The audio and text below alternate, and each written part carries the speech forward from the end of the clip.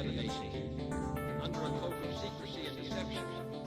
And our history, unlike that of the Soviets at the end of World War II, demonstrates that we have no desire to dominate our system.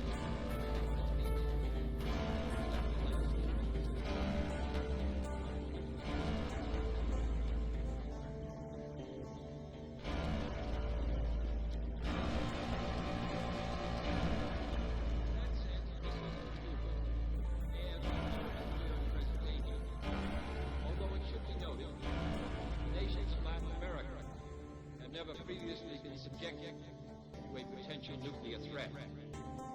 But this secret, swift, extraordinary buildup of communist missiles in an area well known to have a special and historical relationship with the United States and the nations of the Western Hemisphere, in violation of Soviet assurances and in defiance of American and hemispheric policies.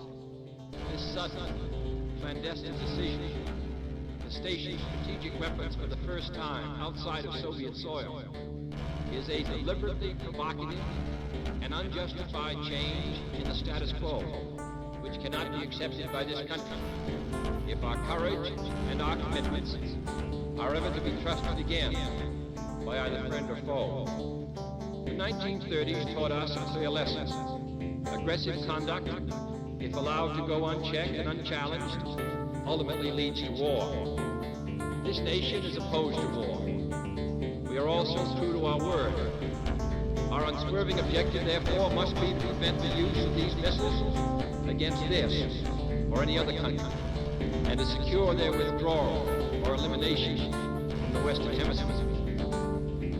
Our policy has been one of patience and restraint, as befits a peaceful and powerful nation which leads a worldwide alliance. We have been determined not to be diverted from our central concerns by mere irritants and fanatics. But now further action is required, and it is underway, and these actions may only be the beginning. We will not prematurely or unnecessarily risk the course of worldwide nuclear war, in which even the fruits of victory would be ashes in our mouth. But neither will we shrink from that risk.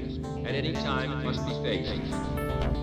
Acting therefore in the defense of our own security and of the entire Western Hemisphere, and under the authority entrusted to me by the Constitution, as endorsed by the resolution of the Congress, I have directed that the following initial steps be taken immediately. First, to halt this offensive buildup, a strict quarantine on all offensive military equipment under shipment to Cuba is being initiated. All ships of any kind bound to Cuba, from whatever nation or port, will, if found to contain cargoes of offensive weapons, be turned back. This quarantine will be extended if needed to other types of cargo and carriers.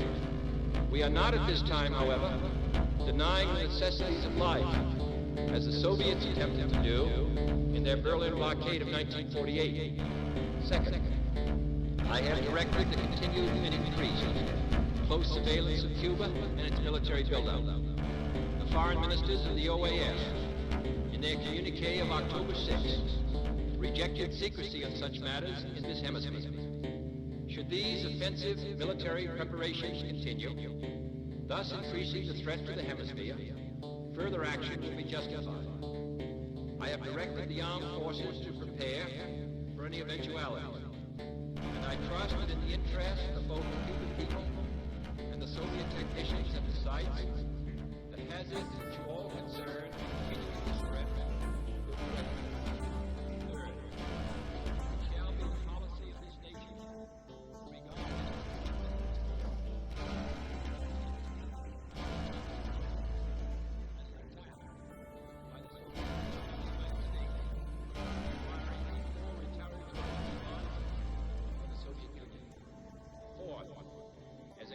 regarding military precaution, I have reinforced our base in Guantanamo, evacuated today the dependents of our personnel there, and ordered additional military units to be on a standby alert basis. Fifth, we are calling tonight for an immediate meeting of the organization and consultation under the Organization of American States, to consider this threat to hemispheric security, and to invoke Articles 6 and 8 of the Rio Treaty in support of all necessary action. The United Nations Charter allows for regional security arrangements.